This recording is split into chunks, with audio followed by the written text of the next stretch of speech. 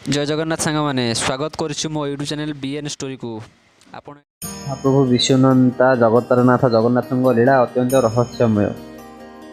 श्रीमंदिर पूजा रीति एमती अनेक रहस्य रही जहाँ हुए तो अनेक अजणा अच्छी पाठके जाणी आश्चर्य हेबे जे महाप्रभु को दि जाऊा फूलमाल गंठी पड़े ना। खाली से नुहे प्रभु पूजा अर्चना बेले घंटा भी बाजे ना। स्वयं नारायण सत्यजुगे ऐश्वर्य लीला, त्रेतया जुगे औदर्य लीला, द्वापर माधुर्य लीला और कलिजुगे आश्चर्य लीला करुले। जीव मानू लगी होता फूलमाल गंठी पड़े ना। थे चैतन्य देव श्रीजगन्नाथ निमंते फूलमाल सारी गंठी पकाइबा मन में स्थिर करते, कि जगन्नाथ दास निवृत्त कले। तेरे गंठी कहीं पड़े ना पचर से किसी किंवदंती ना। जगन्नाथ पूजा बेले घंटा घंटी कहीं बाजे ना पचर किसी कारण रही।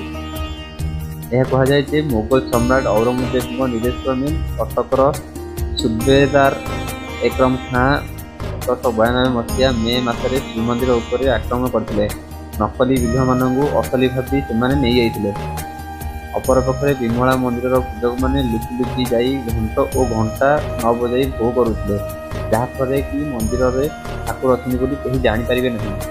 तेरे केते दिन पर देवता मानू आवाहन निमंते भोग समय भीतर बेधार पाट अगणा चारिपाखे बुली बुली घंटा बजाए। जगन्नाथ स्थिति न जानापी घंट और घंटा बजा नाला। श्रीमंदिर पश्चिम द्वारे नीलाद्रि महोदय बाहर अगणारे विराट घंटीए रही।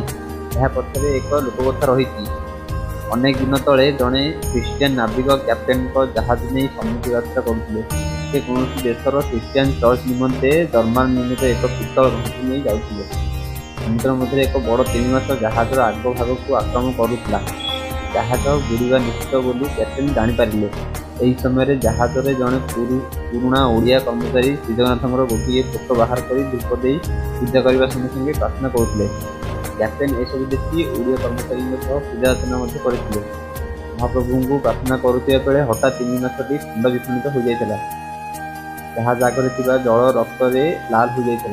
कैप्टेन महाप्रभु श्रीजगन्नाथ महिमा कथा शुणी सेठार फेरी आसिले। श्रीमंदिर आसी से जहाज बड़ घंटी को महाप्रभु को प्रदान कर चली जाते। लीलामय महाप्रभु श्रीजगन्नाथ रहस्य समस्त चकित कर दिए। महाप्रभु रीतिनीति एभली अनेक रहस्य सब रही।